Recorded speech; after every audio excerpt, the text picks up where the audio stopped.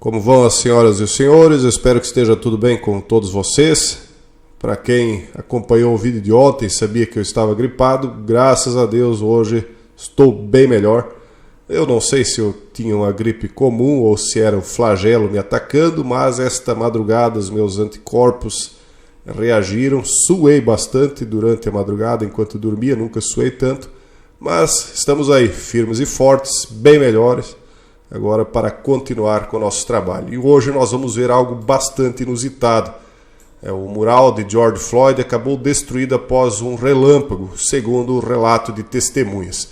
Depois nós vamos ver um vídeo sobre este caso, mostrando lá o mural destruído. E por fim, faremos um apanhado cultural a respeito de algo relacionado a este tema. Então a reportagem diz o seguinte: o mural em homenagem ao falecido George Floyd desabou após ser atingido por um raio, de acordo com testemunhas. As fotos mostram o mural em Toledo, Ohio, que foi pintado após a morte de Floyd no ano passado, reduzido a escombros. De acordo com a WTVG, afiliada local da ABC, a polícia de Toledo disse que testemunhas, no plural, relataram que um raio atingiu o prédio aproximadamente às 4h30 da tarde de ontem. O 13 ABC informou que seu radar Doppler, dispositivo usado no monitoramento do clima, então realmente tinha detectado um ataque de raios naquela área e naquele exato momento. E além disso, uma testemunha também disse ao Departamento de Bombeiros e Resgate de Toledo que viu o raio atingir o prédio antes do desabamento. De acordo com a WTOL-11, que relatou que o departamento confirmou que foi isso então que causou a queda do muro. As fotos que circularam nas redes sociais mostraram que a polícia posteriormente isolou a área onde permanecia a pilha de tijolos que formava aquela obra de arte, aquela pintura no mural, né? Então, de acordo com a TVG, o proprietário do prédio que já estava trabalhando na limpeza dos escombros, nós já vamos ver um vídeo sobre isso, e remoção do restante do mural. O porta-voz da cidade de Toledo disse à emissora que trabalhará nos planos para um novo mural. Então o pessoal aí é persistente, né? Um raio vem e derruba o mural, mas eles vão erguer outro. E que estão sendo explorados diferentes locais que poderiam abrigar as chamadas obras de arte, eles chamam aqui. Então aqui nós vemos um tweet, George Floyd Memorial Mural, e aqui nós vemos então o mural destruído. Mas eu quero mostrar esse vídeo aqui para vocês verem aí que de fato, né, acabou tudo em escombros. Note que pegou exatamente no meio do rosto dele, né? Então é algo aí que é no mínimo curioso, né? No mínimo é algo inusitado. Vamos ver aí uma foto, né, para que vocês percebam sob um outro ângulo, né? Então aqui a polícia de Toledo foi lá verificar o mural no local. Então note que exatamente onde estava o rosto dele, o raio atingiu e aí caiu tudo, né? Aqui nós vemos de um ângulo lateral, né, exatamente no meio do mural. Então esse raio atingiu aquele local.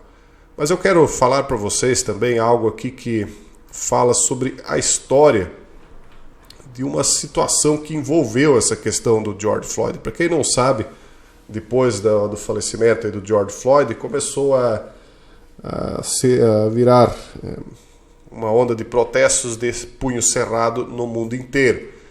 E aí nós vamos aprender um pouquinho sobre de onde vem esse punho cerrado e do que é que ele significaria. A história do punho cerrado é um símbolo de protesto, né, diz a reportagem aqui, solidariedade. Isso aqui de 2016, tá, pessoal? Então esse aqui comenta já sobre o debate sobre raça e comportamento militar adequado. Estourou essa semana depois que 16 cadetes afro-americanos de West Point posaram com os punhos erguidos para uma foto de pré-graduação. Isso aqui na época ficou muito comum, né, pessoal? O pessoal usando punhos cerrados, aqui os cadetes, né, que está falando aí na reportagem.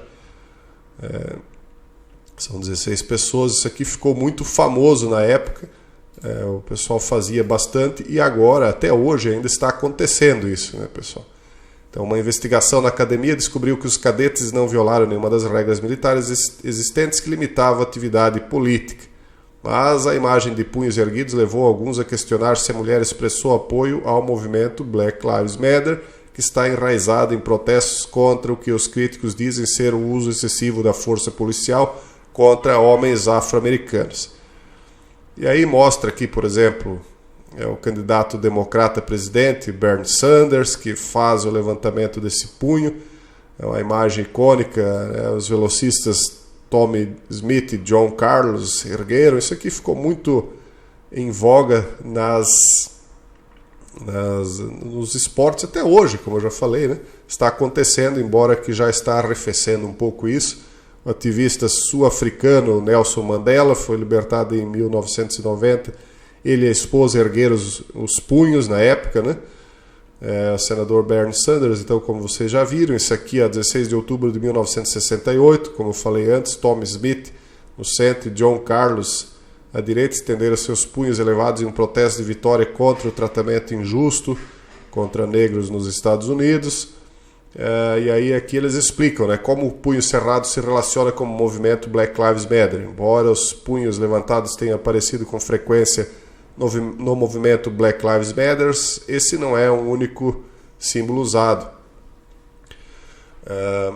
Mas isso aqui, pessoal, esse símbolo do punho erguido, ele já é muito antigo. Ele não vem de agora. Isso aqui é algo que simboliza uma espécie de oposição ao poder instituído, né?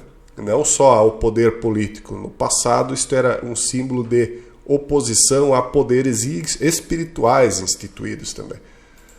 E há algo aqui, eu até vou trazer uma curiosidade histórica para vocês, né, sobre o que acontecia na antiga Mesopotâmia.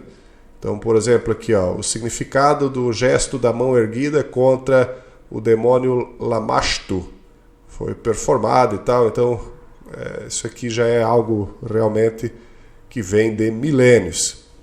Agora, veja só aqui, por exemplo, quem era Lamashtu, né? Vamos ver.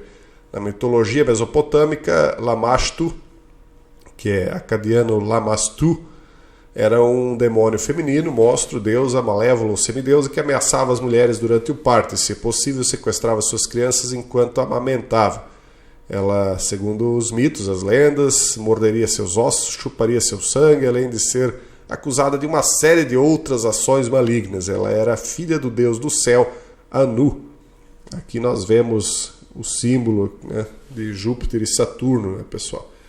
Então, Lamashtu é retratada como um híbrido mitológico. Lógico, Júpiter e Saturno, se nós já pegarmos aqui a mitologia moderna europeia, né, porque isso aqui é algo ainda muito mais antigo do que a mitologia europeia, porque nós estamos falando aqui da religião mesopotâmica, né? Então, Lamashtu é retratado como um híbrido mitológico com corpo peludo, cabeça de leoa com dentes e orelhas de burro, dedos e unhas compridos e pés de pássaros com garras afiadas. Ela é frequentemente mostrada em pé ou ajoelhada em um burro, amamentando um porco e um cachorro e segurando cobras. Então, ela, portanto, tem algumas funções semelhantes com o demônio da Mesopotâmia, Lilith. O pai de Lamashtu era o deus do céu, Anu. Ao contrário, veja só o símbolo aqui de Anu, né? A estrela de 8 pontas, só que aqui são como se fossem 4 pregos. Isso aqui é uma iconografia, claro.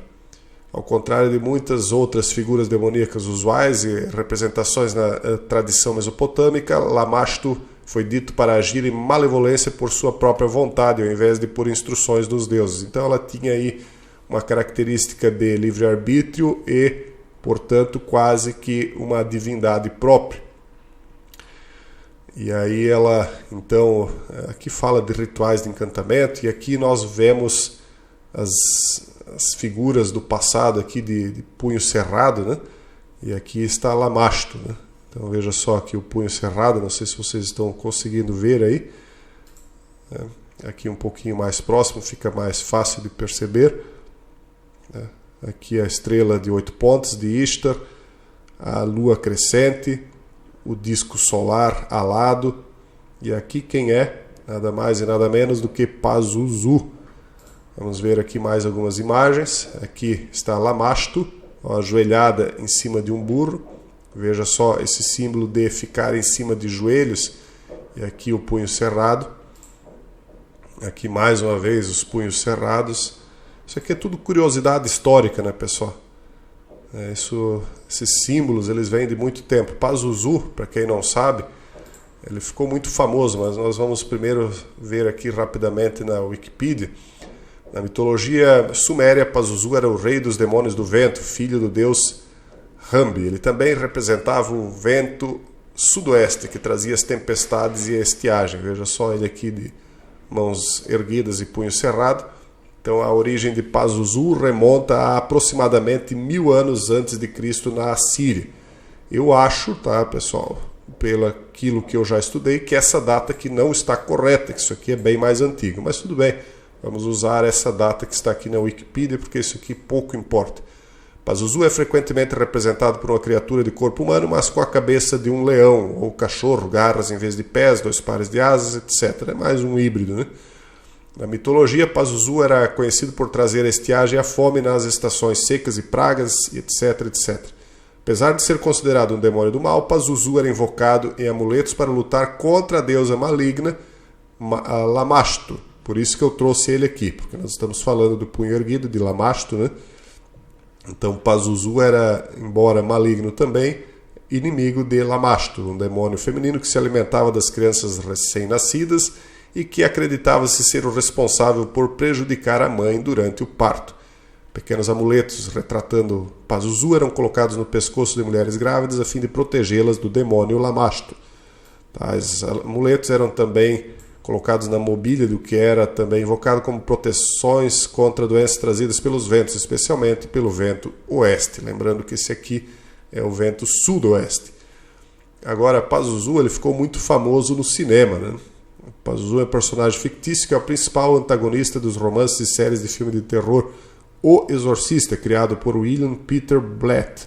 Blatt derivou o personagem da mitologia assíria e babilônica, onde o histórico Pazuzu era considerado o rei dos demônios do vento e filho do deus Rambi. Na verdade, esse Pazuzu já apareceu tantas vezes em tantos filmes, e isso acaba passando despercebido para a maioria das pessoas, talvez você se lembre, mas a maioria das pessoas não lembra disso aqui, acaba não ligando uma coisa a outra, né? Então note ele aqui. Aqui nós temos ele mais uma vez em outra cena, o exorcista, o amuleto de Pazuzu, né? Então é algo realmente que já foi retratado várias vezes aí em vários filmes. E é assim, pessoal, é apenas uma curiosidade histórica aí que eu trouxe para vocês, conjugada com algo muito curioso, que foi esse raio aqui que atingiu o mural. Algo realmente bastante curioso, para dizer o mínimo, né? E para dizer, evidentemente, aquilo que se pode dizer, claro. E eu acho que é interessante vocês fazerem suas próprias pesquisas a partir dos fatos que nós narramos aqui para vocês nesse momento. No mais, eu deixo um forte abraço a todos vocês e até o próximo vídeo, se Deus quiser.